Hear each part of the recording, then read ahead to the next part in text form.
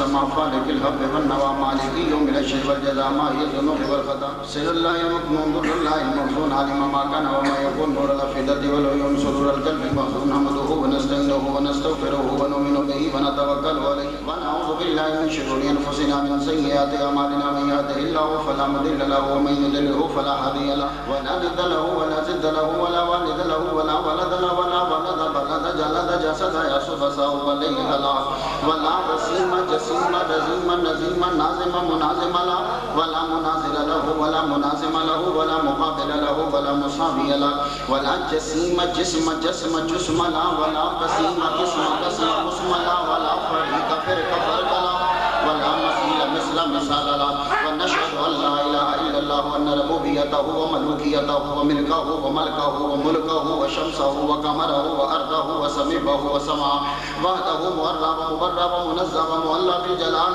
وحده من يشرك به في ذاته وذاته وحياته وصفاته ونوانه وكلامه متفردا متفكرا متنبرا متنصرا وعليه اللعنه والوبال ونشهد ان سيدنا وسيد ساداتنا وسيد ركعاتنا وسيد جماعتنا وسيد لطافاتنا ونورنا ونور ديننا ونور دنيانا ونور آخرنا ونور صدورنا ونور قبورنا وجميلنا واجملنا وشفيقنا واشفاقنا وكريمنا واكرمنا ورفيقنا وارفقنا واميمنا وياممنا وغوثنا ومغيثنا وغيثنا وغياثنا وعوننا ومعيننا وعيننا وعياننا وملجانا ومأوانا ومولانا محمدا صلى على محمد وعلى آل محمد صلى على آل محمد صلى على آل محمد صلى على منال محمد صلى على جمال محمد صلى على جلال محمد صلى على اقبال محمد صلى على مال محمد صلى على نوال محمد صلى على نقل فضل بصل اصل محمد صلى على بیان قرآن فرقان عثمان بن عفان محمد صلى على جفون جفن جفان محمد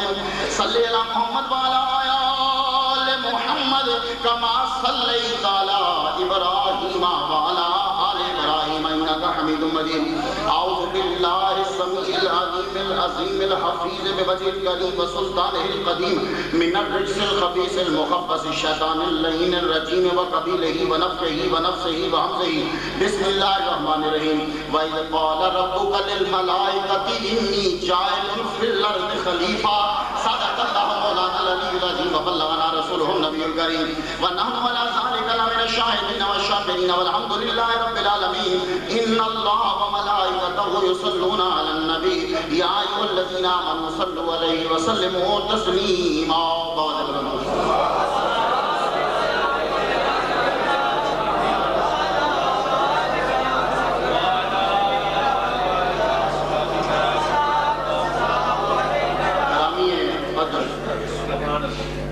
سرپرست اعلیٰ جماعت اصلاح المسلمین پیر طریقت رہبر شریعت و حقیقت میرے سر پہ تاج پیر سید سجاد حسین شاہ بخاری مدث الدوران حضرت العلامہ حضرت علامہ جناب رفیق شاہ صاحب سید رفیق شاہ صاحب مدث الدوران اور جتنے حضرات سٹیج پر بیٹھے ہیں اور یہ علماء کرام میرے سر کے تاج اور آپ سب لوگ اللہ تبارک و تعالیٰ جل شانہ کا لاکھ لاکھ شکر ہے کہ جس نے ہمیں اشرف المخلوقات انسان پیدا فرمایا اشرف المخلوقات انسان پیدا فرما کے اپنے پیارے محبوب طالب مطلوب آقا نامدار مدنی تاجدار تاجدار ارض و جم فخر بنی آدم و آدم ہادی و سبل خیر رسول احمد مجتبی محمد مصطفیٰ صلی اللہ علیہ وسلم کی امت سے پیدا فرمایا آج کا ٹاپک بہت مشکل ہے لیکن سید صاحب نے آپ کو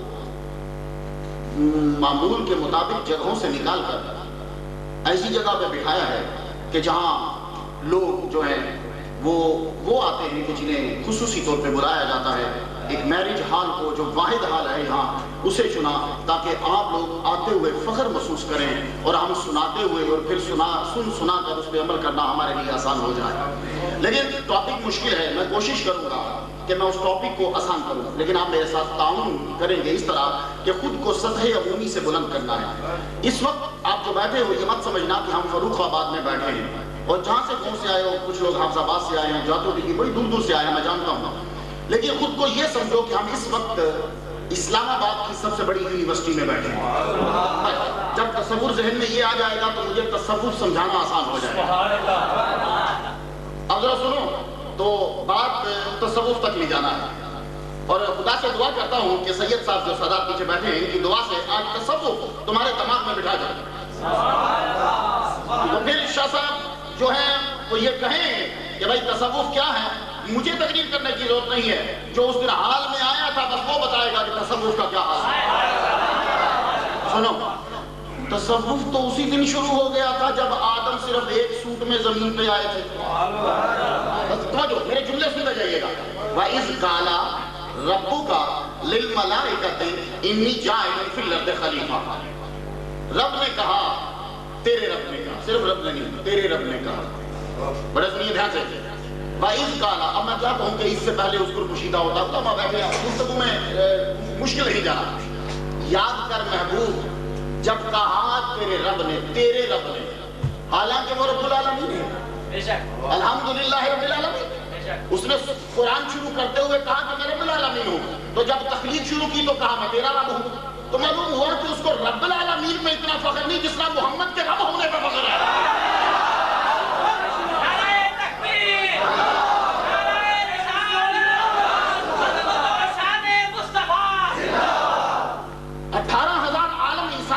کوئی اہمیت نہیں رکھتے، 18,000 عالم کچھ نہیں ہے، علماء بیٹھے ہیں، 18,000 عالم ہیں جو فلاسفر کہتے ہیں، 18,000 عالم میرے رب کی نظر میں کچھ نہیں، محمد مصطفیٰ ہیں جس کی خاطر 18,000 بنائے گئے، تو اسی لیے وہ کہتا ہے محمد تیرے رب نے، اس کو محمد کا رب ہونے پہ فخر ہے۔ تیرے رب نے فرشتوں سے کہا انی جاعل فی الارض خلیفہ، میں زمین میں خلیفہ بنانے لگا۔ خلیفہ کسے کہتے ہیں؟ اگر آپ نے بیزاوی شریف پڑھی ہے، بیزاوی کے حاشیے پہ لکھا ہے کہ خلیفہ چبانی ہڈی کو کہتے ہیں۔ مثال دی، خلیفہ کو چبانی ہڈی سے تشبیہ دی گئی۔ چبانی ہڈی کیا ہوتی ہے؟ جب آپ گوشت لینے جاتے ہو، ایک ہوتی ہے ہڈی سولڈ، اس کو تم چبا نہیں سکتے۔ ایک ہڈی ہوتی ہے جو قیمے میں تھوڑی سی ڈالتا ہے، وہ ہوتی ہڈی ہے لیکن کھا سکتے ہیں۔ اس ہڈی سے پوچھو تو ہڈی ہے، بولے گی ہاں، تو ساتھ ہی بولے گی بھائی قیمے کے ساتھ بھی ہوتی ہوں، مجھے کھا بھی سکتے ہیں، اگر شکل دیکھو تو ہڈی جیسی ہے، کھانے لگو تو گوشت جیسی ہوں۔ تو خلیفہ کو تشبیہ دی گئی اس سے کہ بھائی دیکھو کہ شکل دیکھو تو ہڈی جیسی، اور جب چبانے لگو تو گوشت جیسی۔ تو خلیفہ جو خدا کا نائب ہے، جب دیکھو تو اپنے جیسا لگتا ہے، جب قریب جاؤ تو پکڑ کے خدا تک پہنچا دیتا ہے۔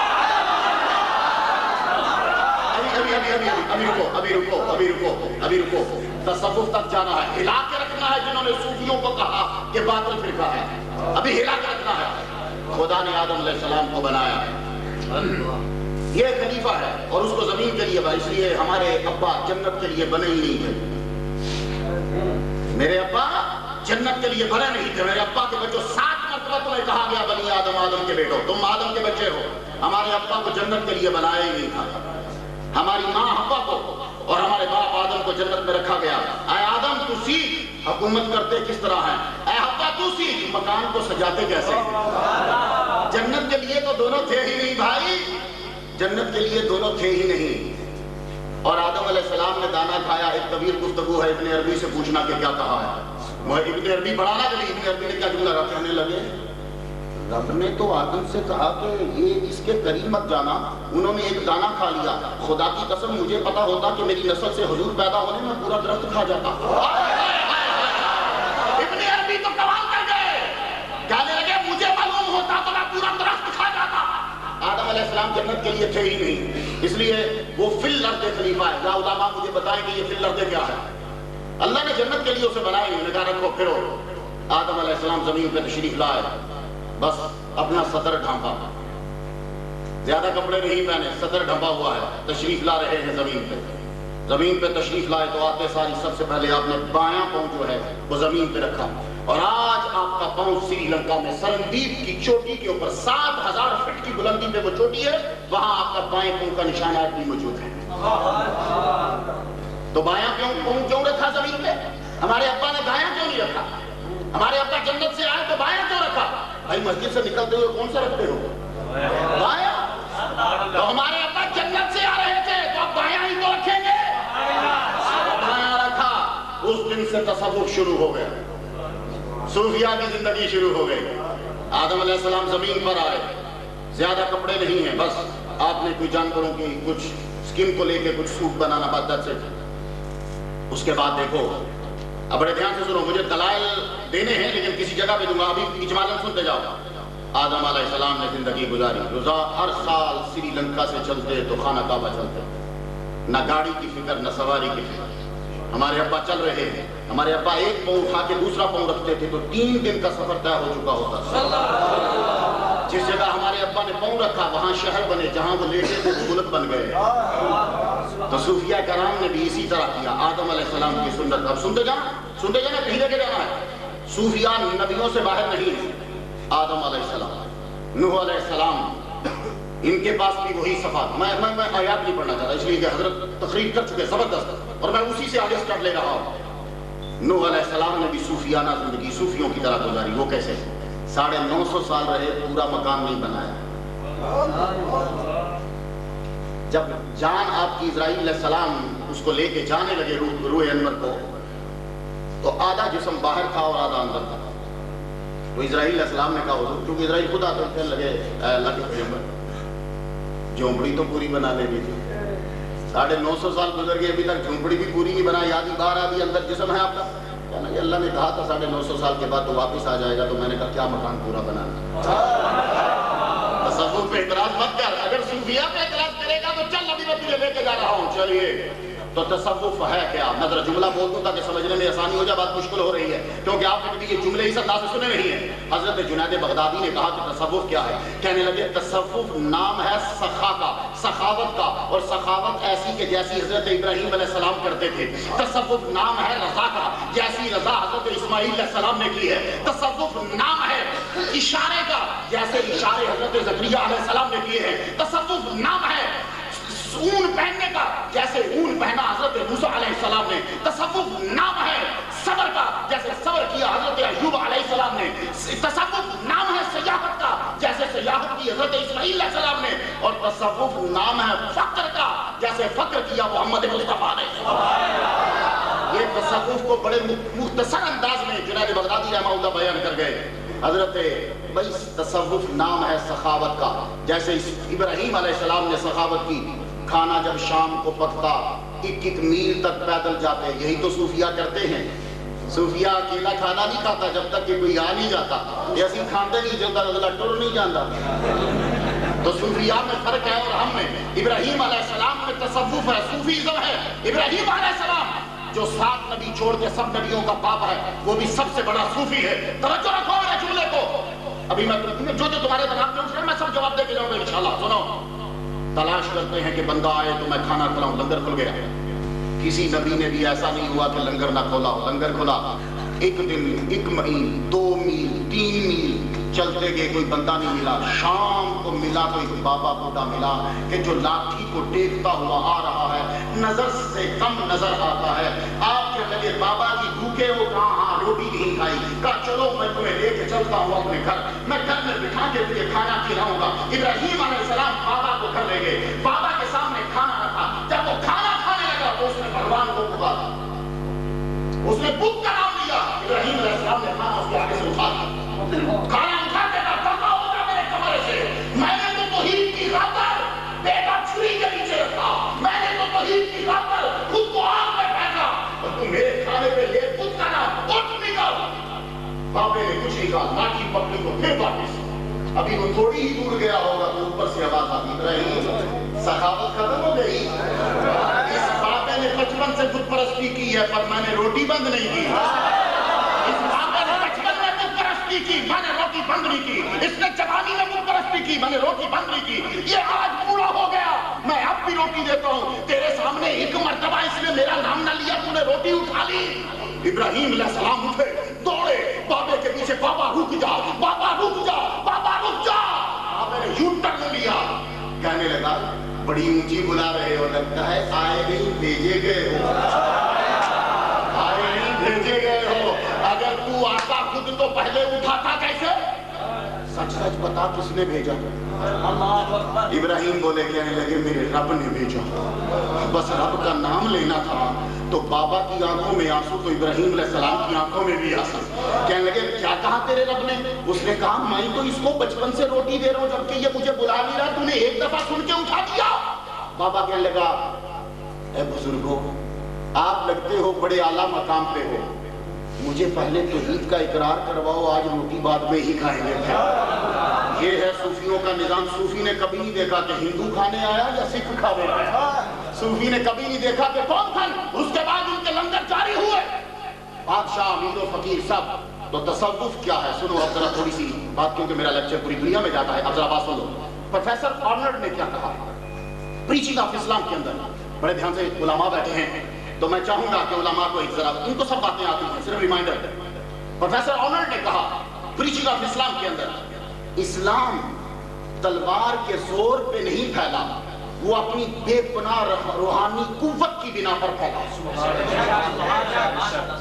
وہ اپنی بے پناہ روحانی قوت کی بنا پر پھیلا ہے، تلوار کے زور سے نہیں، ولی کے پیار سے پھیلا ہے۔ وہ تلوار کے زور سے نہیں، وہ تلوار سے نہیں پھیلا، وہ صوفی کے پیار سے پھیلا ہے۔ تصوف کیا ہے؟ اس کی اتنی تعریفیں ہیں کہ کوئی آدمی یہ نہیں کہہ سکتا کہ یہ تصوف کی ایگزیکٹ تعریف ہے۔ جس طرح محبت کی تعریف کسی کو نہیں آتی، 100 تو میں اپنی کتابوں میں لکھ چکا ہوں، 100 تو آپ اندازہ لگا لیجیے، جب میں 100 اپنی کتاب میں لکھ چکا ہوں، اس کا مطلب ہے کہ متفق نہیں ہے بندے۔ تو اسی طرح تصوف کی تعریف، جس کو تم کہہ سکو کہ جامع معنی، جس کو تم کہہ سکو کہ ایک جیسی، ویسی نہیں ہے۔ وہ وجہ یہ تھی کہ تصوف صوفی کا جو حال تھا، اس حال میں وہ اس کی تعریف کر گیا۔ سبحان اللہ۔ وہ اپنے حال میں ان لفظوں کو بیان کر گیا۔ کسی نے کہا کہ تصوف صوف سے نکلا ہے، صوف اون کو کہتے ہیں، تصوف باب تفول سے، اب گرامر تو نہیں پڑھانا آپ کو، تصوف صوف سے نکلا ہے۔ اب صوف اون کو کہتے ہیں، تو صوفی کو صوفی اس لیے کہتے ہیں وہ رب کے سامنے اس طرح ہوتا ہے جیسے روئی ہوتی ہے، بالکل نرم پڑ۔ کسی نے کہا تصوف صفا سے، خود کو پاک کر لینا، صاف کر لینا۔ صوفی وہ جس نے خود کو پاک کر لیا، جیسے سید صاحب فرما رہے تھے، کہنے لگے تصوف صوفہ سے نکلا ہے، اور صوفی وہ کہ جو اپنی طرز زندگی میں ویسے ہی رہے جیسے اصحاب صوفہ رہا کرتے تھے۔ بعض نے کہا کہ تصوف جو ہے یہ صف سے نکلا ہے، قیامت کے دن جب صفیں بنے گی تو پہلی صف میں صوفیہ کرام ہوں گے۔ تو تصوف کی تشریح بڑی کر سکتا، لیکن ڈاکٹر نکلسن نے کہا تھا، بڑے دھیان سے جملہ سنیے سب لوگوں کے لیے، اب یونیورسٹی جب بول دیا ہے تو چلنا پڑے گا۔ ڈاکٹر نکلسن نے ابتدائی دور میں کتاب لکھی تو اس نے کہا جو تصوف ہے یہ عیسائیت سے لیا گیا ہے، کرسچینٹی سے۔ ہم لوگوں پہ بڑے اعتراض ہوتے ہیں، خدا قسم بھگتتا رہتا ہوں، جواب دیتا رہتا ہوں، کیا کروں؟ تو اب جتنا ٹائم ہے اتنا سن لیجیے۔ تصوف ڈاکٹر نکلسن نے کہا کہ کرسچینٹی سے لیا گیا ہے۔ رچرڈ ہارٹمین نے کہا کہ یہ تصوف جو ہے یہ ہندوازم سے لیا گیا ہے، اور جان میکل نے کہا ایران سے لیا گیا ہے۔ ایک صاحب اٹھے کہنے لگے یہ بدھ مت سے لیا گیا ہے، اور اللہ کے بندو پہلے یہ تو طے کر لو کس سے لیا گیا ہے۔ تو اتنے سارے بیانات بتاتے ہیں کہ تمہیں بھی شک ہے، تو جب شک ہو جائے تو پھر علماء سے پوچھو کہ جب تضاد آ جائے پھر فیصلہ کرنا مشکل ہوتا ہے، تو تم میں شک آ گیا۔ لیکن یہ جتنے لوگوں نے اعتراض کیا تصوف کے اوپر، سب لوگوں کی جہالت، بے ایمانی اور خباثت تھی۔ میرے جملے سن لو، جہالت، بے ایمانی اور خباثت۔ اور جب تصوف کا مطالعہ کیا، جب صوفیاء سے ملے، تو پھر ڈاکٹر نکلسن نے مرنے سے پہلے آخری عمر میں کتاب لکھی ہے، idea of personality of God in Islam. بڑے دھیان سے سن لو، آپ لوگ اب جدید دور میں ہو، میں اس لیے کہ ورنہ مجھے انگلش بولنے کی ضرورت نہیں ہے، میں آپ کے پسند کی باتیں کروں، لیکن آپ لوگوں نے جواب دینا ہے۔ تو تصوف کیا؟ ڈاکٹر نکلسن نے جب آخری کتاب لکھی idea of personality of God in Islam, تو کہنے لگا تصوف کی ہر چیز کی جڑ قرآن و سنت ہے۔ جس نے جوانی میں کہا تھا کہ عیسائیت سے لی گئی، اس کو بڑھاپے میں کہنا پڑا کہ تصوف کی ہر چیز کی جڑ قرآن و سنت ہے۔ اسی طرح ولیم سٹوڈلٹ کو کہنا پڑا، اس نے یہ کہا تھا اسلام کے بغیر تصوف نہیں ہے، اور تصوف توجہ رہے اسلام کے بغیر، یعنی اگر کوئی کہے کہ اسلام چھوڑ کے کوئی صوفی بن گیا، نہیں، دارا سنگھ صوفی نہیں بن سکتا، گنڈا سنگھ صوفی نہیں بن سکتا، برکت مسیح صوفی نہیں بن سکتا۔ صوفی بنے گا تو غلام محمد بنے گا۔ تو اسلام کے بغیر تصوف نہیں ہے، اور تصوف جو ہے یہ روح ہے اسلام کی۔ تو سب نے جب ریسرچ کی، اب آ جائیے علماء کی محفل میں آ جاتا ہوں، میرے سب حضرات بیٹھے، مجھے پیر سید سجاد شاہ صاحب نے کہا ہمارا صوفیہ کے لیے کوئی یہ نہیں ہوتا کہ فلاں مسلک فلاں مسلک فلاں مسلک، نہیں، ہم بات کرتے ہیں انٹرنیشنل، اور یہ جماعت اصلاح المسلمین ہے۔ تو گفتگو میری سن لیجیے، علامہ ابن تیمیہ نے سب سے پہلے صوفیزم کا انکار کیا، اب سارے علماء کو توجہ رکھیے۔ علامہ ابن تیمیہ نے انکار کیا اور ابن قیم نے اس کو چڑھا کے رکھ دیا کہ صوفی ازم کا اسلام سے کوئی تعلق نہیں. ان کی یہ بات شیخ الاسلام حضرت عبداللہ انصاری رحمہ اللہ کے پاس افغانستان پہنچی. سب علماء اور سب لوگ ذرا سن لیجیے. شیخ الاسلام عبداللہ انصاری رحمہ اللہ کے پاس افغانستان پہنچی. انہوں نے اتنا موٹا رسالہ لکھ کر ابن قیم کو بھیجا. ابن قیم نے اس رسالے کے اوپر 1000 صفحے کی کتاب لکھی اور اس کتاب میں اعلان کیا کہ عبداللہ انصاری میرا روحانی ٹیچر ہے اور آج کے بعد میں اقرار کرتا ہوں کہ تصوف اصل میں اس کوشش کا نام ہے کہ جو محمد کر رہے تھے. اور اس کو اب اگلا جملہ سنیے. وہ سید صاحب اجمالاً کہہ چکے, میں تفصیل دے رہا ہوں کہ اس کو, یہ اس کا اگلی لائن ہے, اس کو تصوف کو قرآن کی زبان میں تزکیہ کہتے ہیں اور حدیث کی زبان میں احسان کہتے ہیں. اب میں آپ کو انگریز بھی دے دیا, یہ بھی دے دیا, اب آگے چلو ذرا. تصوف کوئی بھی ایسا نہیں کہ جس نے تصوف کا انکار کیا. تصوف یہ واحد صوفی ازم ہے اور صوفیہ کرام ہیں کہ جنہوں نے پوری دنیا میں سب سے زیادہ مسلمان بنائے ہیں.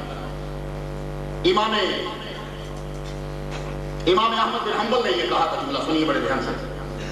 آج کل جو لوگ اپنے آپ کو حنبلی کہلواتے ہیں وہ کون ہے؟ وہ سر پہ ٹوپی نہیں لیتے. میں ان سے گزارش کرنا چاہتا ہوں, اور حنبلیوں کی نشانی یہ ہے کہ وہ سر پہ ٹوپی نہیں لیتے, جو آج کل کے حنبلی ہیں, پرانے حنبلی نہیں. ورنہ امام احمد بن حنبل جو ہیں وہ امام اعظم کے شاگرد ہیں. تو امام اعظم حنبلیوں کے دادا استاد ہوئے. توجہ رہے ذرا. تو حنبل امام احمد بن حنبل نے کہا, توجہ سے جملہ بڑا پھینکنا نہیں, بڑا مشکل تصوف کا ٹاپک ہے, میں بڑی آسانی سے تم تک پہنچا رہا ہوں. امام احمد بن حنبل نے کہا علم میرے پاس ہے, معرفت صوفیوں کے پاس ہے. علم اب اگر حنبلی ہو تو تمہیں واسطہ کا امام احمد بن حنبل کا, صوفیوں کی عزت کر. اگر حنبلی ہو تو امام احمد بن حنبل نے کہا علم میرے پاس ہے, معرفت صوفیوں کے پاس ہے. اور اپنے بیٹے کو کہا کرتے تھے, اے بیٹے بشر حافی کی محفل میں بیٹھا کر, بشر حافی کی محفل میں بیٹھا کر. حضور آپ اتنے بڑے علامہ اور شیخ الحدیث, کہنے لگے بیٹے جو میرے پاس ہے وہ اس کے پاس نہیں, جو اس کے پاس ہے وہ میرے پاس نہیں ہے. میں تمہیں علم کے موتی دیتا ہوں, وہ تمہیں اس کی حقیقت بتلائے گا.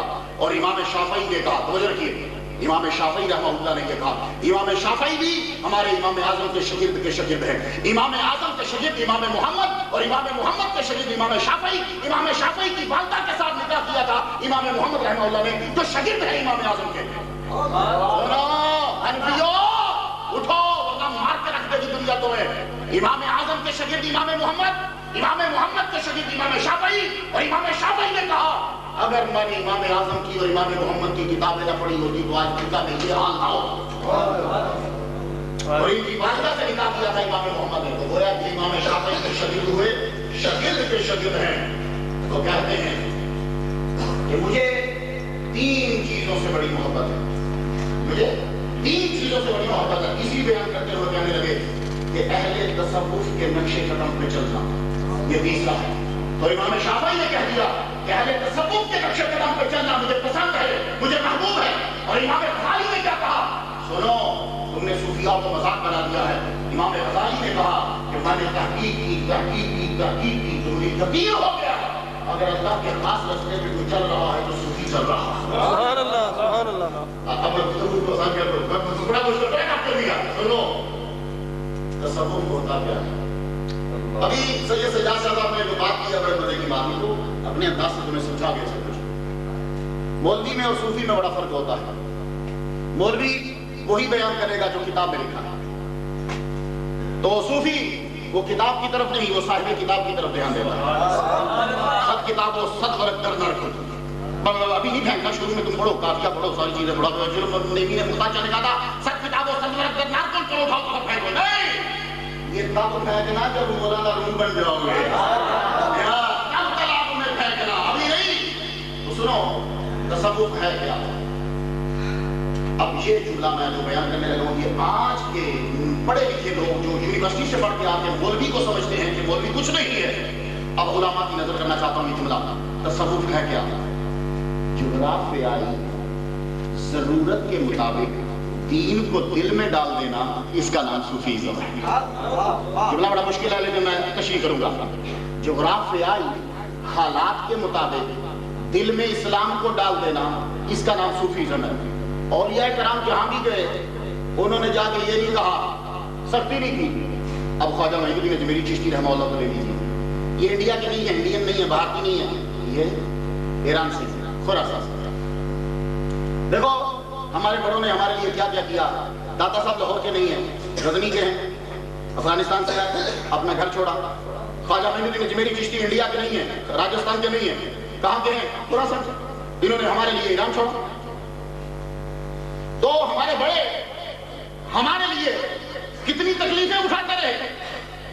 حضرت خواجہ معین الدین اجمیری نے، چشتیوں کے بادشاہ نے اپنا گھر چھوڑا ہمارے لیے، داتا علی اجمیری نے اپنا گھر چھوڑا ہمارے لیے، ہمارے ابا آدم نے جنت چھوڑی ہمارے لیے۔ ہمارے بڑے ہمارے لیے کیا کیا کر رہے ہیں۔ تو خواجہ صاحب جب انڈیا میں پہنچے، انڈیا میں پہنچے تو ابھی سید صاحب فرما رہے تھے کہ اتنی تعداد میں مسلمان کرنا تبھی ہو سکتا ہے کہ جب آدمی نظر سے جو اسے دیکھے وہ کلمہ پڑھ لے۔ پاسبلٹی یہی ہے۔ خواجہ صاحب صبح کلمہ پڑھاتے تھے، رات کو وہ لوگ بھجن گانے مندر میں چلے جاتے تھے۔ بڑے دھیان سے میرا جملہ سنو، ادھر کلمہ پڑھا لا الہ الا اللہ محمد رسول اللہ، رات کو مندر میں پتہ چلا بھجن گا رہے ہیں۔ خواجہ صاحب نے دل کو بلا لیا، کیا لگے ادھر آؤ، میں تمہیں کلمہ پڑھاتا ہوں، تم رات کو بھجن گانے لگ جاتے ہو۔ کہنے لگے بابا جی خواجہ صاحب بچپن سے بھجن دماغوں میں اتنا گھس گیا ہے، نکلتا ہی نہیں ہے، پھر یاد آ جاتی ہے تو صرف بھجن پڑھنے ہی جاتے ہیں، بھگوان کو نہیں سجا کرتے۔ اسی لیے میرے نبی نے شراب کے برتنوں کو استعمال کرنا حرام قرار دے دیا۔ کیوں؟ جو رچ بس چیز گئی ہو اس کے ٹولز سے بھی ہٹا دینا چاہیے۔ حضرت عمر کا ایمان بڑا مضبوط تھا، یہ وجہ نہیں کہ وہ تریت کے کچھ ورقے ان کے ایمان کو چینج کر دیتے، نہیں، میرا نبی سمجھا رہا ہے اصل میں یہ چیز ہی ایسی ہے۔ بھجن کہنے لگے اچھا اس کا بھی علاج کرتے ہیں، آؤ اس کا بھی علاج کرتے ہیں، آؤ چل بھائی قوالی تورے چرن لگی اب کت جاؤں۔ خواجہ صاحب کہہ رہے ہیں تورے چرن لگی اب کت جاؤں خواجہ غریب نواز۔ بھجن کی عادت تھی نا، قوالی شروع ہو گئی۔ لو جی اب وہ بھجن میں بھی ایک آدھ جملہ ہی ہوتا ہے، تورے چرن لگی اب کت جاؤں خواجہ غریب نواز۔ بھئی ان کی تو بولی یہی ہے۔ اب بھجن قوالی شروع، تو لوگوں نے کہا کہ قوالی شاید صوفیوں کا حصہ ہے۔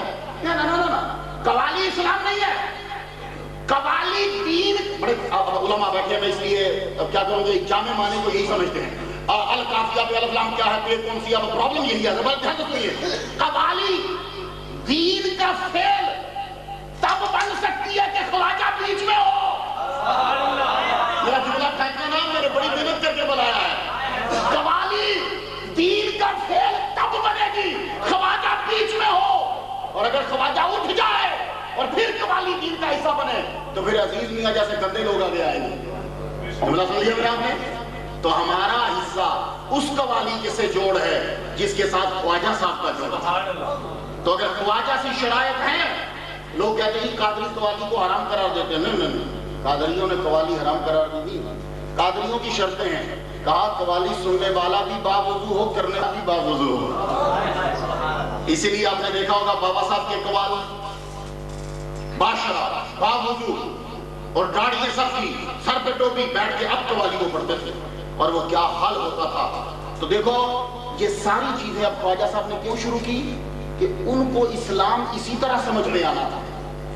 تو خواجہ صاحب نے ان کو یہی ہے صوفی میں اور مولوی میں فرق، کہ صوفی جب جائے گا تو وہ جغرافیائی حالات کے مطابق، ضرورت کے مطابق اسلام کو ان کے من کے اندر ڈال دے گا، تو جیسے وہ مسلمان بنے ان کے پائے کا کوئی مسلمان نہیں بن سکتا۔ تو صوفی جو ہوتا ہے وہ اس طرح اسلام کو دوسرے کے دلوں میں پھیلاتا ہے۔ اور آج تک جتنے بھی مسلمان آپ کو ہندوستان میں یا پاکستان میں نظر آتے ہیں، یہ سب صوفیاء کرام کی محنت کا نتیجہ ہے۔ تاتاریوں نے 1300، اب پھر ذرا گفتگو آگے تو دھیان دیجیے، 1300 میں تاتاریوں نے مسلمانوں کو اڑا کے رکھ دیا، بغداد اینٹ سے اینٹ بجا کے رکھ دی بغداد میں۔ اور بغداد میں جب بھی کبھی اسلام کے خلاف بات شروع ہوتی ہے، خدا تعالیٰ دشمنوں کو بھیج دیتا ہے۔ میں ایک دن فقیر صاحب ہے، جیلانی صاحب سراب گوٹ میں ہوتے ہیں، فوت ہو گئے، میں بڑا پریشان تھا کہ بغداد میں حملہ کیوں ہوا، بڑے میں پریشان رہتا ہوں، صوفیوں کا یہ حالت رہتی ہے، میں بڑا پریشان تھا کہ بغداد میں یہ کیوں ہوا۔ تو غلام جیلانی صاحب کشف بڑا ان کا ٹائٹ تھا، مسقط کے رہنے والے تھے، تو کراچی میں جامشور جاتے ہوئے رستے میں بائیں طرف اب وہ فوت ہو گئے، غلام جیلانی صاحب نے یہ کہا، کہنے لگے جرت نہیں کسی کی کہ بغداد میں کوئی حملہ کر سکے، اصل میں وہاں بت پرستی سر عام شروع ہو گئی تھی۔ ان کا اتنا جملہ کہنا تھا، فوراً مجھے وہ ساری فلمیں یاد آ گئی کہ جب فوج وہاں حملہ کرنے گئی تو اس کے بت جو ہیں وہ سڑکوں پہ لگے ہوئے تھے اور فوج نے سب سے پہلے وہ بت گرایا، ورنہ کسی کی جسارت نہیں ہے کہ وہ وہاں حملہ کر لے۔ تو مسلمانوں کی اینٹ سے اینٹ کیوں بجی تھی؟ علماء بیٹھے ہیں، یہ جا کر اب اسٹڈی کر لیجیے گا ہسٹری کا، عید کی نماز جا کے اثر کے ٹائم ہوتی تھی، عید الاضحیٰ کو نماز پڑھنی چاہیے صبح کے ٹائم، پتا چلا جی پہلے دن عید کی نماز نہیں ہوئی کیونکہ بادشاہ کی سواری عیدگاہ تک پہنچتے پہنچتے شام ہو گئی ہے۔ علماء بیٹھے ہو، ہسٹری کی اسٹڈی جا کے کر لینا، آپ بھی بیٹھے ہو، ورنہ جرت نہیں کہ کوئی ہاتھ اور آنکھ اٹھا سکے۔ کیا حال ہوا؟ بادشاہ کی سواری آ رہی ہے اور عید کی نماز پہلے دن مس، مغرب کا ٹائم ہو گیا اور مولوی نماز نہیں پڑھا رہا، آپ نے کہا میں بغداد کی سے اینٹ بجا دوں گا، بجی، چلو اے منگولو اٹھو، ان کو سب کو قتل کرو۔ بڑے بڑے مفسر لکھتے ہیں ادھر سے منگولی آ رہا ہے، 14 مسلمان آگے جا رہے ہیں، سب کو کہہ رہا ہے اوہ اپنے آپ کو باندھ لو۔ وہ ظالموں تمہیں کوئی باندھے تو باندھے، وہ تم خود کو باندھ رہے ہو؟ تو خود کو مسلمان خود کو باندھ لیتا تھا، پھر وہ ایک منگولی 14 مسلمانوں کو اسی جگہ مارتا تھا۔ یہ عذاب بن رہا، عذاب بن رہا۔ کیوں؟ ہم نے کھلواڑ بنا لیا اسلام کو۔ تو رب تعالیٰ نے اینٹ سے اینٹ بچائی۔ رب تعالیٰ جب دیکھتا ہے کہ اس کے دین پر عمل نہیں ہو رہا، لوگ جو ہیں وہ بسیچہ احتفال کرا چکے ہیں، تو پھر حال کیا ہوگا؟ تو منگولوں نے 1300 میں کیا کیا؟ بغداد کی اینٹ سے اینٹ بجا دی، مسلمانوں کی 2.5 لاکھ گردنیں کاٹ کے مینارہ بنایا بغداد میں، 2.5 لاکھ گردنیں مسلمانوں کی کٹی اور ان کا مینارہ بنایا۔ لیکن سنو اب، یہی منگولی کاشغر کا پہلا رولر تغلق خان اور 1,60,000 لوگوں نے اسلام قبول کیا۔ صوفیہ کے تصوف کانفرنس سننے والا سنو کہ مولوی نے کلمہ نہیں پڑھایا، کاشغر کا پہلا رولر تغلق خان اور اس کے ساتھی 1,60,000 نے اپنی چوٹی کو کاٹا۔ وہ چوٹی رکھتے تھے، اس کو کاٹ کے مسلمان بنے۔ کس کے ہاتھ پہ؟ مولوی کے ہاتھ پہ نہیں، شیخ رشید الدین ولی کامل کے ہاتھ پہ۔ سید سجاد کے آستانے پہ آنے والوں میں چاہتا ہوں کہ تمہیں علم مل جائے، یہ نہ کہو کہ ہمیں ویسے ہی ترکا دیا تھا سٹوری سنا کے، نہیں، 1,60,000 لوگوں نے کلمہ پڑھا شیخ رشید الدین کے ہاتھ کے اوپر۔ اب میں تم اکثر لوگ لفظ بول دیتے ہو شیخ عبد القادر جیلانی، وہ شیخ نہیں شیخ ہوتا ہے۔ شیخ کے معنی کیا ہے؟ جن لوگوں نے ہدایت المعافقہ پڑھا ہے، کسی حاشیے میں ضرور لکھا ہوگا، شیخ کے 2 معنی ہیں۔ شیخ کا ایک معنی ہوتا ہے جس کی عمر 60 سال سے اوپر ہو، اس کو شیخ بولتے ہیں، اور شیخ کا دوسرا معنی یہ ہوتا ہے جو اپنے پاؤں کی ٹھوکر سے مردے کو زندہ کر دیتے ہیں۔ شیخ جو پاؤں کی ٹھوکر سے مردے کو زندہ کر دے، تو سید بادشاہ پہلے کہہ چکا ہے، مردہ زندہ کرنا کوئی بڑی بات نہیں، مردہ دل کو زندہ کرنا بڑی بات ہے، اور دل بدلنا صوفی کا کام ہے۔ دیکھو امریکہ میں، لبنان میں، پوری دنیا میں اب دل چینج ہو رہے ہیں۔ واجب صاحب ہیں، ان کا کاروبار ہے، بزنس ہے، امریکہ میں لکڑی کا کاروبار ہے، میرے پیچھے جمعہ پڑھتے ہیں۔ ایک دن وہ عجیب سے سوال ہے، ایک دن آپ کہنے لگے مختار صاحب، میں کہا جی، کہنے لگے وہ ایک سکھ کو مسلمان کا دل لگا دیا، تو اب بولو وہ سکھ مسلمان ہے؟ ہمارے لیے تو نیا مسئلہ ہے بھائی، دل لگ گیا سکھ کو مسلمان کا، تو اب سکھ مسلمان ہوا کہ نہیں؟ میں سوچ میں پڑ گیا، میں نے کہا دل اس کو کہا ہی نہیں گیا، یہ تو پمپ ہے، یہ تو پمپ ہے، اس جگہ کچھ اور بھی لگ سکتا ہے۔ سن، ڈاکٹر میں اور ولی میں یہی تو فرق ہے، ڈاکٹر نے مسلمان کا دل لگایا، وہ سکھ کا سکھ رہا، صوفی نے صرف ہاتھ رکھا، آیا چور تھا کتب بنا کے بھیجا۔ یہ ہے صوفی کا کمال۔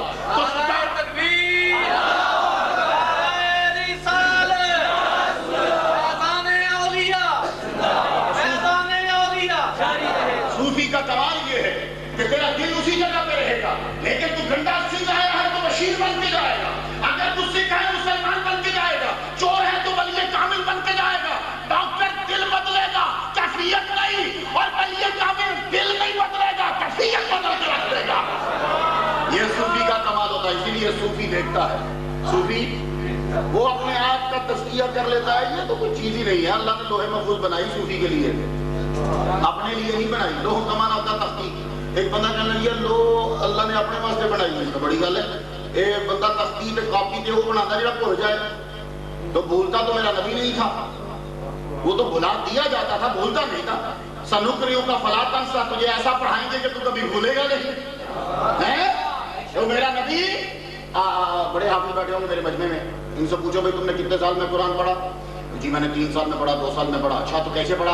الحمدللہ رب العالمین الحمدللہ رب العالمین الحمدللہ رب العالمین الرحمن الرحیم الرحمن الرحیم الرحمن. اچھا تو میرے نبی بھی ایسے ہی پڑھتے تھے؟ نہیں, شروع میں اس طرح کیا الحمدللہ رب العالمین. رب نے کہا بس یہ ادھر بولے تو چپ رہا کر, ایسا ڈالیں گے کبھی بھولے گا ہی نہیں.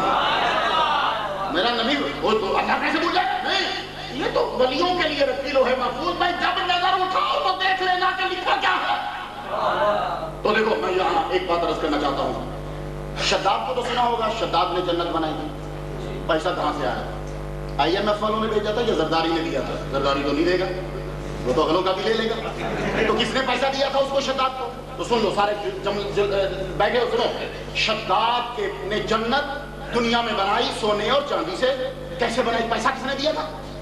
کس نے پیسہ دیا؟ اصل میں جب یہ چھوٹا سا تھا نا شداد, ابھی یہ بچہ تھا, ایک قافلہ گزرا اس کے شہر سے. اس قافلے والوں میں سے کسی کی ایک شیشی گر گئی, اس میں سرما تھا. وہ شیشی جب گری تو شداد بچوں کو پتا, آپ کو پتا بچے تو جو چیز گرے اٹھا لیتے, اس نے وہ شیشی اٹھا لی. شیشی اٹھا کے تو اس میں سرما جب دیکھا تو آنکھوں میں لگا لیا. وہ سرما لگانا تھا کہ اس کو زمین کے اندر کی چیزیں اور خزانے نظر آنے لگے. تو شداد نے وقت کے بادشاہ سے یہ کہا, ادھر سونا ہے وہ فوراً نکالے تو سونا, ادھر چاندی ہے وہ نکالے تو چاندی. نہیں کیا چکر. شداد نے بادشاہ سے کہا دیکھ آپس میں انڈرسٹینڈنگ کرتے ہیں, خزانہ میں بتایا کروں گا, آدھا تیرا آدھا میرا. آدھا تیرا آدھا میرا. کہا ٹھیک ہے. اب وہ آدھا سونا دیتا تھا بادشاہ کو, آدھا رکھ لیتا تھا. پھر اس نے جنت بنائی. اس کے پاس یہ اتنی دولت کہاں سے آئی؟ اس کو نظر آ جاتا تھا کہ زمین میں کیا ہے. میں ہاتھ جوڑ کے عرض کروں پیر سجاد شاہ کے آستانے پہ آنے والوں, سرما لگا دنیا کا, سرما لگا یہاں کا تو نظر آئے گا نیچے کا.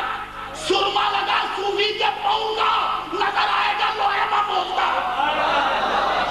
شداد کی موت آئی تو رب سے بھی چلاکی چلا. میں جب مروں تو نہ نیچے ہوں نہ اوپر, نہ اندر ہوں نہ باہر, نہ دن ہوں نہ رات. رب نے فرمایا کائنات کے خزانے اور ساری چیزیں ہمارے ہاتھ میں, تو ہم سے چلاکی چلتا ہے. چل اسرائیل نکال اس کی جان. اس کا پاؤں ایک رکاب میں ہو ایک نیچے ہو, اس کے گھوڑے کے 2 پاؤں اندر ہو 2 باہر ہو, سورج آدھا اندر ہو آدھا باہر ہو. اسرائیل اسی وقت پہنچے. بولے شداد تیری جان نکالنے آیا ہوں. تو اسرائیل آ جائے تو بڑے بڑوں کے چھوٹ جاتی ہے, تو بڑے بڑوں کے پسینے چھوٹ گئے. کہنے لگا بس تھوڑی سی ٹائم دے دو, میں ذرا اپنی جنت کا معائنہ تو کر لوں. بس تو لک سچویشن دے. ایک تیرا پاؤں نیچے ہے اور ایک رکاب میں, نہ تو اوپر ہے نہ تو نیچے ہے. تیرے گھوڑے کے 2 پاؤں اندر ہیں 2 باہر, نہ تو اندر ہے نہ تو باہر ہے. ادھر دیکھ سورج آدھا اندر ہے آدھا باہر ہے, نہ دن ہے نہ رات ہے, چل باہر. تو صوفیاء تو اپنی نظر سے دولت کٹھی کرے گا تو ایمان جائے گا, آخرت جائے گی. اور جب صوفیوں کے قدموں کی مٹی لگائے گا ایمان بھی بچے گا, یہ جہان بھی بچے گا, اگلا جہان بھی بچے گا. اور صوفیاء کرام تو آتے ہی بانٹنے کے لیے ہیں. خواجہ میری چشتی رحمہ اللہ جب اپنے پیر کے پاس, خواجہ عثمان ہرونی رحمہ اللہ کے پاس جب تھے, 10 سال آپ نے گزارے اپنے پیر کے پاس. ایک دن پیر نے کہا معین الدین تجھ سے ہم بڑے خوش ہوئے. فجر کے وقت جب ہم وظیفہ کر لیں گے, نماز پڑھنے کے بعد ہم اپنے حجرے میں جائیں گے, تو جب ہم حجرے سے باہر نکلیں تو تو ہمارے سامنے کھڑے ہونا, کیونکہ اس وقت جس پہ میں نظر ڈالوں گا وہ جنتی ہو جائے گا. یہ خواجہ صاحب کا آخری ہے جب آپ کو اجازت ملنا ہے اور آپ کے 10 سال پورے ہونے کو ہے. خواجہ صاحب کو یہ رات کو عشاء کے ٹائم کو خواجہ عثمان ہرونی رحمہ اللہ نے فرمایا خواجہ میری چشتی رحمہ اللہ کو کہ سنو, فجر کی نماز کے بعد نماز پڑھا چکے, ہم وظیفہ کرنے جائیں گے حجرے میں, اور جب باہر نکلیں گے جس پہ ہماری نظر پڑے گی وہ جنتی. خواجہ میری چشتی رحمہ اللہ نے گلے میں ڈھول ڈالا. وہ پرانے زمانے میں اعلان ڈھول سے ہوتا تھا, وہ جو ایک سائیڈ ہوتی ہے. سڑک پہ نکل گئے, ٹھک ٹھک ٹھک بجایا, سب کٹھے ہو گئے. جب فجر کی نماز کے بعد میرے پیر حجرے میں جائیں, حجرے سے نکلیں گے تو سب لوگ حجرے کے باہر کھڑے ہونا, جس پہ نظر پڑ جائے وہ جنتی. ٹھک ٹھک ٹھک ٹھک بجایا, سب لوگ کہتے سنو آج میرا پیر فجر کی نماز کے بعد جب حجرے میں جائے, حجرے سے جب نکلے گا جس پہ نظر پڑے گی وہ جنتی. پیر صاحب نے نماز پڑھائی, نماز پڑھانے کے بعد حجرے میں گئے. حجرے سے جب نکلے تو پورا شہر حجرے کے باہر، پورا شہر حجرے کے باہر۔ تو خواجہ عثمان ہارونی رحمہ اللہ نے یوں دیکھا معین الدین اجمیری چشتی کے چہرے کو، کہنے لگے معین الدین تجھے تو کہا تھا کہ تو اکیلے آنا، تجھ پہ نظر پڑے گی تو جلدی بن جائے، ان سارے شہر والوں کو کیوں بلا لیا؟ کہا پیر جی مجھ پہ نظر پڑتی تو میں اکیلا جنت میں جاتا، میں نے چاہا میرے پیر کی نظر سب پہ پڑے سب جنت میں چلے جائے۔ کہنے لگے جا خواجہ معین الدین آج تیری منزل پوری، اب تجھے ہم مدینے اور مکے لے کے چلیں، ہم نے تو تجھے چن لیا، اب مکے اور مدینے سے تجھے چنوائیں گے، وہاں سے اعلان ہوگا کہ تو شہنشاہ ہے۔ یہ صوفیاء کرام اس طریقے سے دین کی تبلیغ کرتے ہیں، اور یہ اپنا نہیں سوچتے، یہ اپنے کپڑے کم پہنیں گے، دوسروں کے چھینتے نہیں ان کو کپڑے دیتے ہیں، یہ خود بھوکے رہتے ہیں، دوسروں کی روٹی چھینتے نہیں ان کے لیے لنگر کھولتے ہیں۔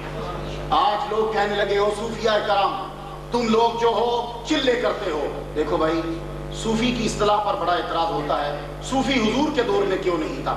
کسی ابو ذر غفاری جس کو رشیہ مانتا ہے، رشیہ حضرت ابو ذر غفاری کو مانتا ہے، اس لیے کہ وہ کہتے ہیں کہ یہ بھی ہماری طرح تھے۔ خیر تو کبھی حضرت ابو ذر نے خود کو صوفی نہیں کہا، تو میرا جملہ سن لیجئے، علماء جلوہ فرمائیں، اور آپ لوگ بھی دھیان سے جملہ سنیے گا۔ اگر صوفی کی اور تصوف کی اصطلاح حضور کے دور میں نہیں تھی اس لیے حرام ہے، تو پھر علم النحو کی اصطلاح بھی نبی کے دور میں نہیں تھی، علم الصرف کی اصطلاح بھی نبی کے دور میں نہیں تھی، علم کلام کی اصطلاح نبی کے دور میں نہیں تھی، علم معانی کی اصطلاح نبی کے دور میں نہیں تھی، شیخ القرآن کسی نے نبی کے دور میں نہیں کہلایا، شیخ الحدیث کسی نے میرے نبی کے دور میں نہیں کہلوایا۔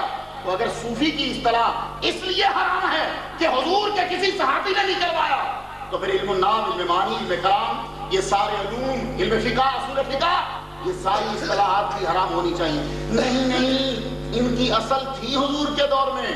تو پھر سن، ولی کے چلے کیوں حرام ہوئے؟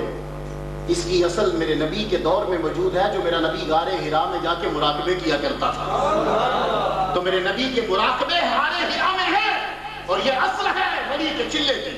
میرے نبی کے روزے غار حرا میں موجود ہیں، اور اصل کے روزے بھی موجود ہیں، یہ اصل ہے ولی کے مجاہدے کی۔ اور سنو، یہ ساری چیزیں اور راتوں کو قیام کرنا اور عبادت کرنا اور بات میرے نبی نے کی، سب کو بلاتے تھے حضور صلی اللہ علیہ وسلم۔ میرا سر ذرا دیجیے، میرا سر۔ حضور صلی اللہ علیہ وآلہ وسلم بات کرتے تھے، کہتے تھے اے مردو آؤ میری بات کرو۔ حضور کہتے تھے اے عورتوں آؤ بیعت کرو، لیکن میرے نبی عورتوں کا ہاتھ نہیں پکڑتے تھے۔ بڑے دھیان سے میرا جملہ سنیے گا، میں آ گیا، میں ہر اس طرح پہ گفتگو کر رہا ہوں۔ بایت میرے نبی عورتوں کا ہاتھ نہیں پکڑتے تھے، لیکن عورتوں سے بایت لیتے تھے، مردوں کا ہاتھ پکڑتے تھے۔ اب ہاتھ کیوں پکڑتے تھے؟ یہ اصل ہے آج جو پیری مریدی ہے۔ تو اگر سب چیزوں کی اصل پکڑتے ہو تو تصوف اور صوفیزم کی اصل تمہیں نہیں مل رہی؟ چلہ بھی مل رہا ہے، لنگر بھی مل رہا ہے۔ میرے نبی نے بی بی خدیجہ کی ساری دولت جو ہے وہ لوگوں میں، غریبوں میں بانٹ دی، یہی تو لنگر کی اصل ہے۔ ہر شے کی اصل مل رہی ہے۔ لیکن حضرت ابو ذر دیکھیے، شیخ القرآن آج کل بڑے لوگ 7 سال 8 سال پڑھنے کے بعد نام کے ساتھ لکھا ہوتا ہے شیخ القرآن، 8 سال پڑھا لکھا ہوتا ہے شیخ الحدیث۔ دیکھیے آپ لوگوں نے قرآن کتنا پڑھا؟ ابھی یہ علماء بیٹھے ہیں، پہلے سال ان کو پڑھایا جاتا ہے، دوسرے سال پڑھایا جاتا ہے، اور قرآن کو اور حدیث کو ہاتھ نہیں لگانے دیتے۔ یہ بخاری شریف کو ہاتھ نہیں لگا سکتے۔ تیسرا سال پڑھا، بخاری شریف کو ہاتھ نہیں لگا سکتے، نہ قرآن کو ہاتھ لگا سکتے۔ انہوں نے چوتھا سال پڑھا، شرابی کا ہدایہ پڑھی، ہاتھ نہیں لگا سکتے۔ انہوں نے جب 6 سال پڑھ لیا، اب ان کو آرڈر آیا، محتمم صاحب نے کہا اب تم مشکات اور بخاری کو ہاتھ لگانے کے قابل ہوئے ہو۔ اور اللہ کے بندو، جن کو ملا اور مولوی کہہ دیتے ہو، یہ لوگ 6 سال سے پہلے قرآن کو ہاتھ نہیں لگا سکتا، کیونکہ ابھی باوجود اس بات پہ کہ تو نے ہدایہ پڑھ لیا، باوجود اس بات پہ تو نے قافیہ پڑھ لیا، تو نے شرح مقامت پڑھ لی، تو ہاتھ بھی نہ لگا۔ 6 سال کے بعد قرآن پڑھ، اب بخاری پڑھ۔ اور آج تم نیٹ کھول کے بخاری شریف کی حدیث پڑھ کے تو آ جاتے ہو، مولوی صاحب آپ کو کیا پتا ہے؟ جس شخص نے 7 سال 8 سال لگائے وہ سمجھتا ہے کہ بخاری کے یہ جملے کیا ہیں، وہ سمجھتا ہے کہ مشکات کے جملے کیا ہیں۔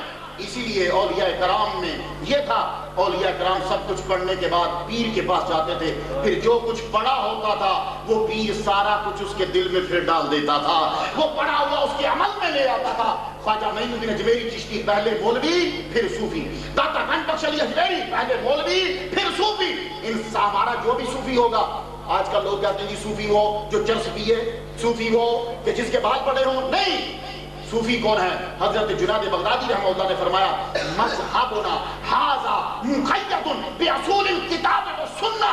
جنید بغدادی نے کہا ہمارا مذہب کیا ہے؟ ہمارا مذہب مقید ہے باصول الکتاب والسنہ. کوئی بھی بات کتاب و سنت کے خلاف نہیں ہوگی. تو جتنے بھی اولیاء کرام ہیں یہ سب کے سب پہلے قرآن اور حدیث پڑھتے تھے. تو 7 سال پڑھنے کے بعد شیخ القرآن حضرت عمر رضی اللہ تعالیٰ عنہ نے 7 سال تک صرف سورہ بقرہ پڑھی. چاہیے یہ تھا کہ حضرت عمر اپنے نام کے ساتھ شیخ القرآن لکھ لیتے.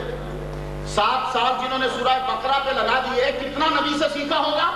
اور اس قدر صحیح ہے کہ ہاں انگریز کو بھی کہنا پڑا کہ اگر دنیا میں ایک عمر اور آ جاتا تو روئے زمین پر اسلام ہی اسلام ہو جاتا. انہوں نے اپنے نام کے ساتھ شیخ القرآن نہیں لگایا. تو کیوں لگا رہا؟ وہاں علم کلام کا ماہر بھی تھا، مگر اپنے ساتھ یہ نہیں لکھا کہ میں علم کلام کا ماہر ہوں. صحابی جو ہے وہ قرآن کے ماہر تھے، شیخ القرآن نہیں لکھا. حدیث کے ماہر تھے، شیخ الحدیث نہیں لکھا. وہ صوفی بھی تھے، صوفی نہیں لکھا کیونکہ ان کو ناز تھا کہ ہم محمد کے صحابی ہیں. ہمارے نام کے ساتھ صحابی لگ جائے اس سے بڑا کوئی اعزاز نہیں ہے. ورنہ یہ نہیں بات کہ ان کو صوفی سے یا یہ نام نہیں. یہ ساری اصطلاحات آپ لوگوں کو سمجھانے کے لیے تھی.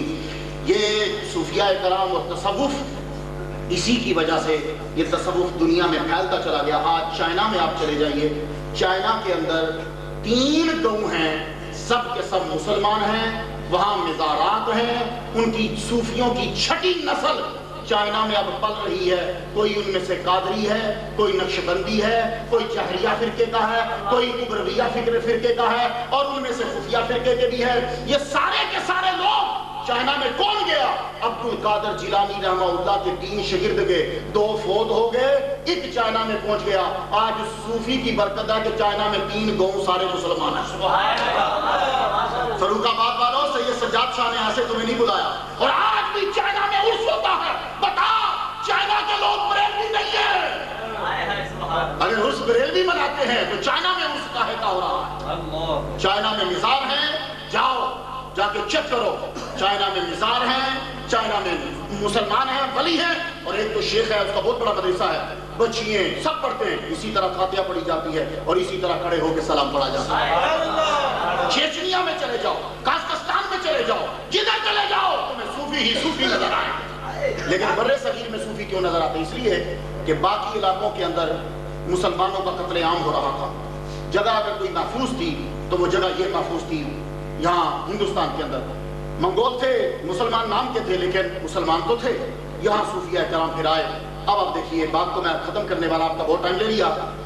یہ سن 1971 میں امریکہ میں گئے یہ صوفی. ان کا نام بابا رحیم محی الدین ہے. ان کو انگلش نہیں آتی. یہ سری لنکا میں رہتے تھے، اپنی زبان بولتے ہیں. انہوں نے 1971 میں سے لے کر امریکہ نے ان کو بلایا. فیلاڈلفیا کے اندر ان کا مزار ہے. انہوں نے ہزاروں انگریزوں کو مسلمان کیا ہے. یہ مولوی نہیں ہے، یہ مولوی نہیں ہے. یہ سری لنکا کے جنگلوں میں میڈیٹیشن کیا کرتے تھے کہ امریکہ سے چند امریکی وہاں جنگل کی سیر کرنے گئے. انہوں نے ان کو مراقبے میں دیکھا تو 1971 میں دعوت دی کہ تم امریکہ آؤ. دنیا کی یونیورسٹیوں کو، امریکہ کی یونیورسٹیوں کو ہلا کے صوفی نے رکھ دیا.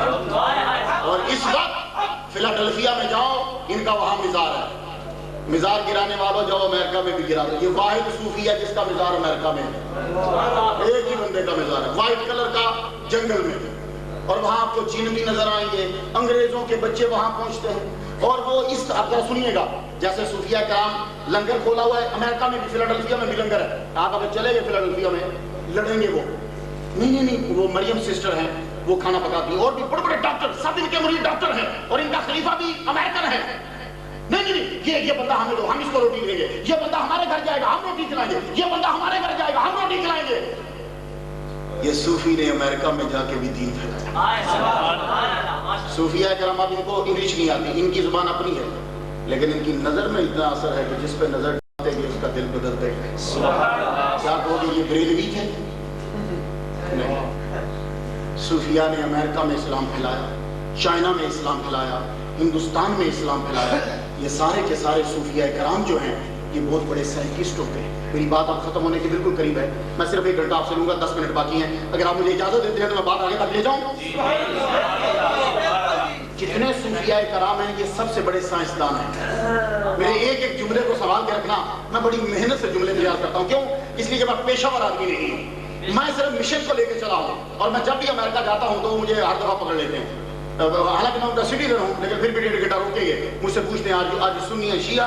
میں نام نہ سنی نہ شیعہ. بیٹا تو کیا ہے؟ تو میں کہتا ہوں میں صوفی ہوں. میں سنی اور شیعہ کے چکروں میں پڑنے والا نہیں, میں صوفی ہوں. تو وہاں ان کے یہاں لکھا ہوا ہے کہ یہ صوفی ہے. تو اب صوفیزم کو امریکہ میں, یورپ میں بڑا اپنایا جا رہا ہے. ایجپٹ کے اندر صوفیزم سب سے تیزی سے پھیل رہا ہے, اور مراکو کے اندر پھیل رہا ہے. اب ذرا میں علماء کو نئی ریسرچ دے دوں.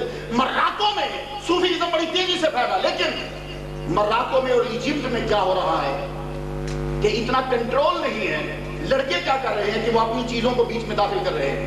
ان کو دیکھ کے لوگ سمجھتے ہیں کہ شاید سڑکوں پہ ڈانس کرنا, زبانوں پہ چھری رکھ دینا, گردن کے اوپر تار رکھ دینا, یا اپنے آپ کو مارنا یہ صوفیزم ہے. نہیں, یہ صوفیزم نہیں ہے.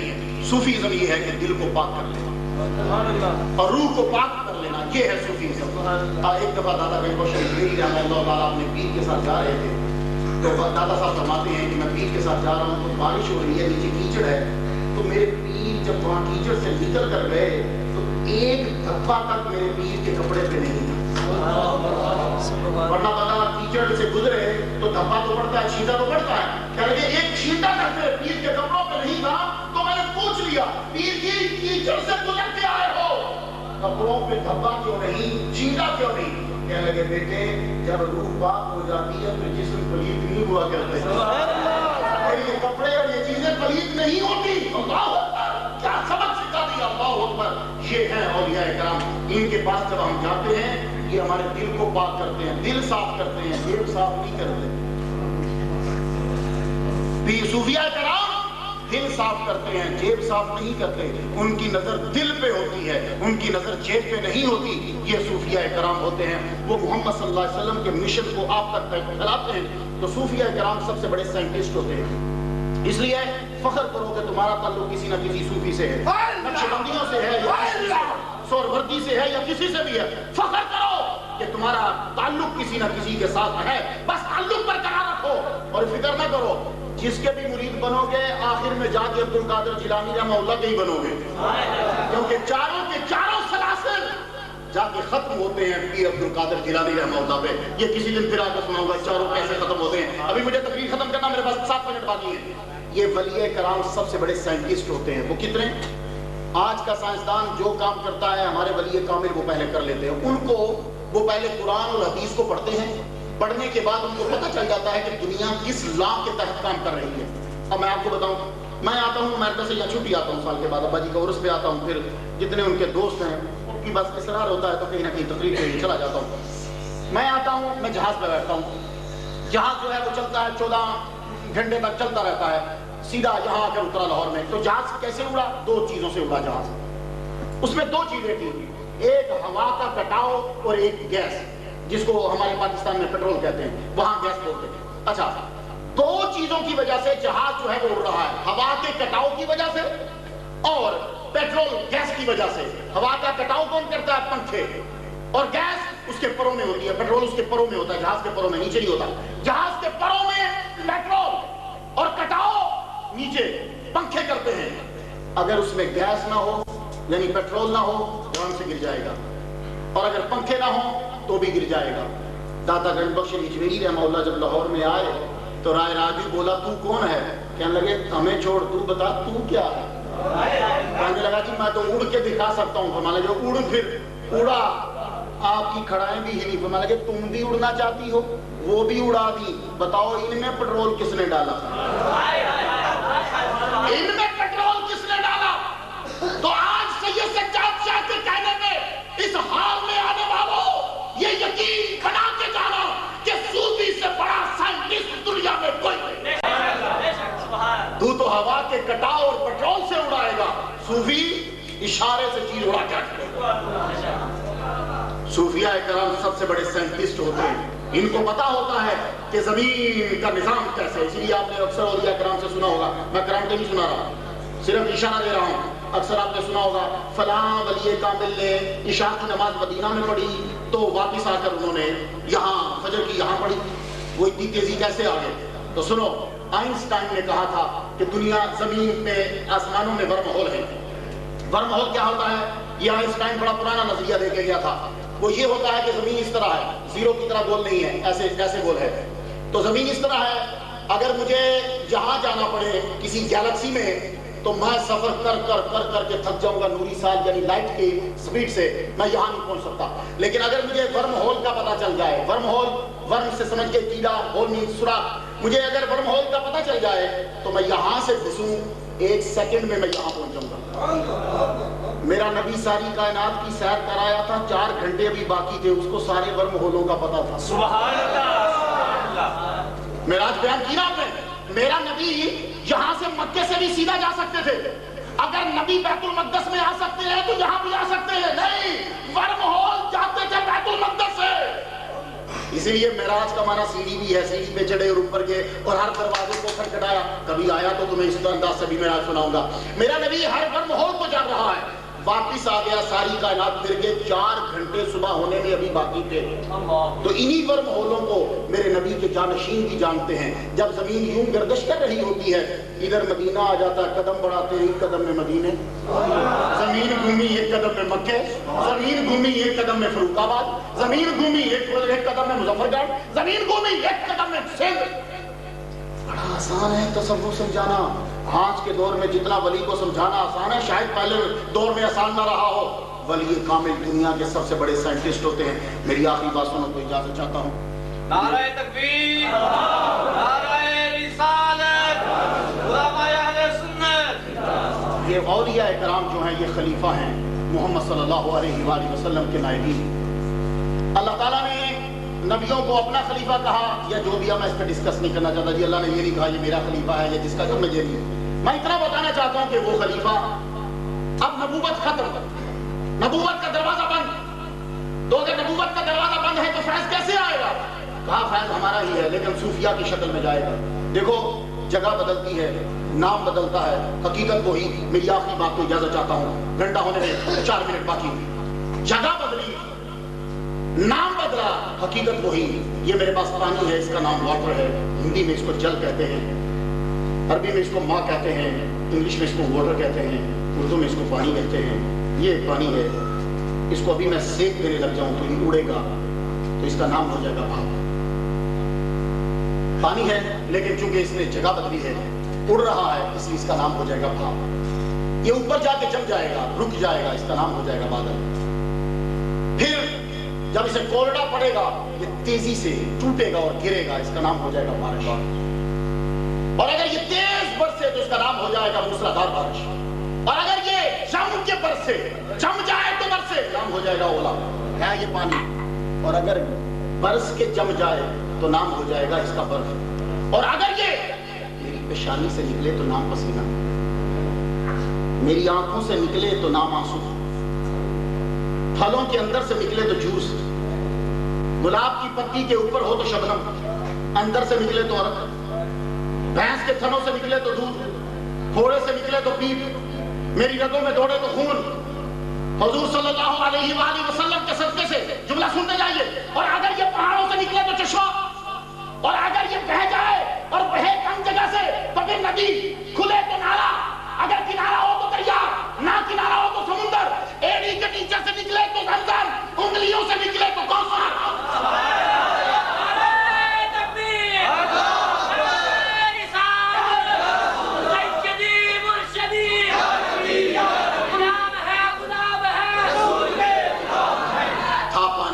جگہ بدلی تو نام بدلا، فیض مصطفیٰ کا ہے، جگہ بدلی تو نام بدلا۔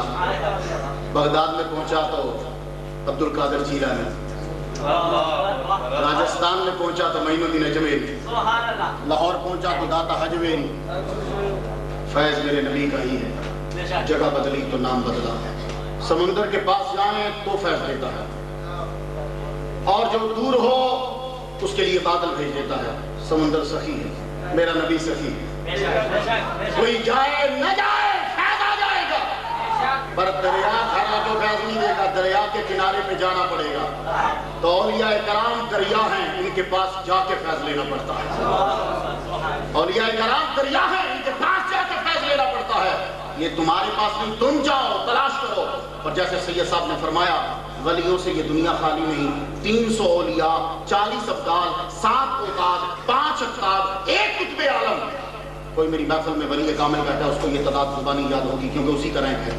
300 اولیاء، 40 ابدال، ایک جگہ 30 ابدال ہے، 40 ابدال اور مشکات میں 30 ابدال ہے، 7 اوتاد، 5 اقطاب، 1 قطب عالم۔ ایٹ اے ٹائم پوری دنیا میں یہ تعداد ولیوں کی رہتی ہے۔ ان میں سے کوئی کم ہو جائے نیچے سے لے کے پورا کر دیا جاتا، اور اگر یہ نہ ہو تو دنیا کا نظام دھرم بھرم ہو جائے۔ تو تصوف کانفرنس میں آنے والوں، دنیا کا نظام ہی تو صوفیہ سے چل رہا ہے۔ میں نے تمہیں تعداد بتا دی ہے۔ اب یہ سید صاحب بیٹھے ہیں بڑے پہنچے، ہم تو ان کے جوتوں کے خاک ہیں۔ یہ تعداد کم ہو تو بڑھا دی جاتی، نیچے سے 300 سے اٹھا کے اوپر جاتا ہے، اور سب یہ بنتے رہتے ہیں، اور ولی مرتا نہیں ہے۔ عیسیٰ علیہ السلام کے کلمہ پڑھنے والے 309 سال تک اللہ تعالیٰ نے ان کی باڈی کو سیو کر کے رکھا۔ سبحان اللہ، 309 سال تک ان کی باڈی سیو کر کے رکھا۔ اور وہ حافظ بیٹھے ان سے پوچھ لو، سورج چڑھتا تھا تو کہا سائڈ پہ ہو جاتا، ڈوبتا تھا تو کہا سائڈ پہ ہو جاتا۔ یہ سورج کو کیوں تکلیف دے رہے ہیں؟ اندر تو وہ بندے سوئے ہوئے ہیں۔ نہیں، میرے ولی ہیں، ناز اٹھاؤ۔ سبحان اللہ، میرے ولی ہیں، ناز اٹھاؤ۔ تو چلو ولیوں کے تو اٹھا لے، یہ کتے کی بھی بدلو، کتے کی تو یا اللہ ان کے تو ناز سمجھ میں آتے ہیں، اس کے ان کا کتا ہے، اس لیے قرآن میں قلب نہیں آیا، قلبہم آیا ہے، ان کا کتا ہے۔ اور اس کتے کو اعزاز بخشا بلام بن باور کی کھال پہن کر، جس کو بلمبا باور بول دیتے ہو، بلام بن باور کی کھال پہن کر یہ جنت میں جائے گا۔ تو یہ بلام بن باور کون تھا؟ نبی کا دشمن۔ بڑے دھیان سے، میرے پاس آخری جملہ ہے۔ بلام بن باور کون تھا؟ نبی کا دشمن۔ تو نبی کے دشمن کی کھال کتے کو دی، آئے ہائے ہائے کہا کتے کو دوں گا تیری کھال۔ ہمیں وہ بندے پسند ہی نہیں جو ولیوں کی نبیوں کی دشمنی کریں۔ بلام بن باور کی کھال پہن کر یہ کتا جنت میں جائے گا۔ اس کتے نے کیا کیا ہے؟ علماء جلوہ فرما ہے، اس نے نہ نمازیں پڑھی، 309 سال تک ستا رہا تھا، اس نے نہ نمازیں پڑھی، نہ اس نے تبلیغ کی ہے، نہ اس نے حدیثیں بیان کی ہے، نہ اس نے سفر کیے۔ اس نے 309 سال تک ولیوں کی چوکھٹ پہ حاضری دی اور سویا رہا۔ رب نے کہا چل تو ستا رہا، ولیاں نے صدقے تو بھی جنت چلے جائے۔ وہ تیرا صوفیاں دے پیرا میں جو ستا رہے وہ جنت چڑھ جائے۔ یہ اسی تک کرایہ دے کے داتا صاحب جانے ہیں، اسی تک کرایہ دے کے جانے ہیں، تے جاگتے بیٹھے رہنے ہیں، اور جب کچھ نہ کرنا لیا جنت لب جاندی ہے، اینا کچھ بولن والے نوں کیوں نہیں لبے گی؟ اس لیے صوفیاء سے سید سجاد حسین شاہ صاحب نے اسی لیے بلایا، یہ میرے ابا کے دوست ہیں، میرے باپ کے برابر ہیں۔ رفیع شاہ صاحب نے، سید صاحب نے بڑے خوبصورت انداز میں آپ کو سمجھایا، ہر ایک اپنا رنگ، یار زندہ صحبت باقی۔ اے اللہ سانو ولیاں دی تعظیم کرن دی توفیق عطا فرما۔ آخر دعوانا الحمدللہ۔